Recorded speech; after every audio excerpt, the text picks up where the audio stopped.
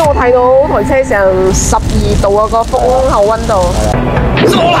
太熱，着火啦！天氣咁熱，冷氣唔夠凍，梗係好難頂啦。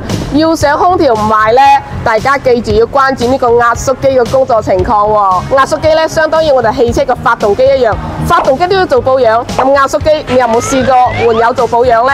需要一台咁嘅機器，將我哋個雪種同埋雪種油分離出嚟，先至可以更換嘅喎。嗱，呢台車呢，就喺度做緊換油保養。呢個呢，就係換出嚟嘅油啦。呢個油呢，幾邋遢，正常個油呢，係白色透明嘅。除咗要換油之外呢，睇下而家喺度就做緊成個空調個系統一個清洗喎。知唔知點解要清洗啊？